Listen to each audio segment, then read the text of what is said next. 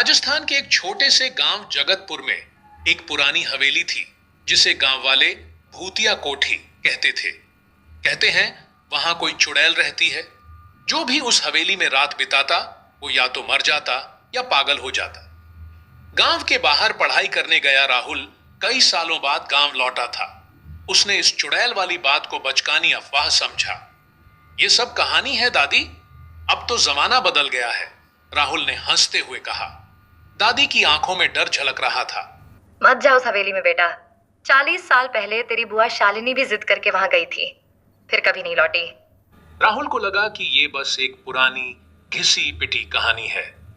उसने अपने दोस्तों से शर्त लगाई, अगर मैं एक रात उस हवेली में बिना डरे रह गया तो तुम सब मुझे 500 रुपए दोगे। रात के 11 बजे राहुल अपने मोबाइल और टॉर्च के साथ हवेली की ओर निकल पड़ा। हवेली एकदम सुनसान थी। लोहे का टूटा हुआ गेट जंजीरों से लटक रहा था। हवा की सरसराहट और उल्लुओं की आवाज एक अलग ही सन्नाटा बना रही थी। अंदर घुसते ही राहुल को एक अजीब सी ठंडक महसूस हुई। दीवारों पर जाले, छत से लटकते चमगादड़ और फर्श पर बिखरे पुराने बर्तन, सब कुछ डरावना था। फिर उसने देखा दीवार पर एक औरत की तस्वीर टंगी थी।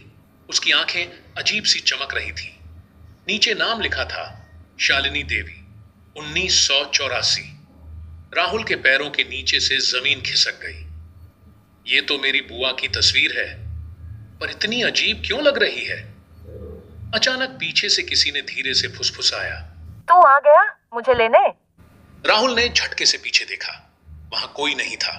राहुल ने सोचा कि ये सब उसकी कल्पना है। उसने एक कमरे में जाकर चादर बिछाई और लेट गया। घड़ी ने 12 बजाए। अचानक कमरे के कोने में रखा आईना खुद ब खुद चमकने लगा। उसमें एक परछाई दिखी। सफेद साड़ी पहने एक औरत, लंबे बाल और खून से सना चेहरा। राहुल चिल्लाया, कौन है तू? आईने से आवाज आई, तेरी बुआ शालिनी। मैं कभी मरी नहीं थी, मुझे इस हवेली ने निगल लिया और अब मेरी आत्मा यहीं कैद है। राहुल की सांसें तेज हो गईं। उसकी टॉर्च बंद हो गई। कमरा अचानक और भी ठंडा हो गया। फिर अचानक आईने से वो औरत निकली, चुड़ैल का रूप ले चुकी शालिनी। उसकी आंखें काली थीं, जबड़े लंबे और हाथ नुकीले पंजों जैसे। अब तू मेरी जगह लेगा राहुल। राहुल भागने की कोशिश करता है, पर दरवाजा बंद हो जाता है। दीवारों पर खून से लिखा हुआ है, जो आया वो गया। चुड़ैल उसके पीछे उड़ती हुई आती है। राहुल सीढ़ियों से गिरता है। उसके घुटने में चोट लगती है। वो रेंगता हुआ एक कमरे में घुसता है, जहां एक पुरानी डायरी पड़ी होती है, शालिनी की डायरी। उसमें लिखा था, अगर कोई इस हवेली में मेरी तस्वीर को आग लगाए तो मेरी आत्मा मुक्त हो सकती है, वरना हर साल मैं एक जीवित इंसान को खींचकर अपने साथ ले जाती हूं। राहुल को उम्मीद की एक किरण दिखती है। वो तेजी से उस कमरे में जाता है जहां तस्वीर टंगी थी। चुड़ैल अब उसके एकदम पीछे है। उसके बाल हवा में लहरा रहे हैं, आंखों से आग निकल रही है। राहुल लाइटर निकालता है, कांपते हाथों से तस्वीर जलाता है। जैसे ही तस्वीर जलती है, हवेली में जोरदार चीख गूंजती है। नहीं! चुड़ैल की चीख से खिड़कियों के कांच टूट जाते हैं। राहुल बेहोश हो जाता है। सुबह गांव वाले उसे हवेली के बाहर बेहोश हालत में पाते हैं।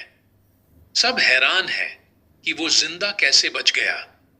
राहुल को होश आता है तो वो बताता है कि कैसे उसने चुड़ैल की आत्मा को मुक्त किया। दादी रोते हुए कहती हैं, बेटा तूने शालिनी को शांति दी, भगवान तेरा भला करे। सब कुछ सामान्य लगने लगता है, पर रात को जब राहुल अपने कमरे में सो रहा होता है तो अलमारी अपने आप खुल जाती है। उसके अंदर से वही तस्वीर फिर से टंगी मिलती है, शालिनी देवी, 1984। और अब नीचे लिखा था, अब तेरी बारी है। राहुल की आंखें खुल जाती हैं, पर अब उसकी आंखों में इंसानियत नहीं, वही चुड़ैल की चमक है। अंत हवेली तो वैसी की वैसी है, पर अब चुड़ैल बदल गई है। अब वो शालिनी नहीं, राहुल है। और अगला कौन होगा? शायद तुम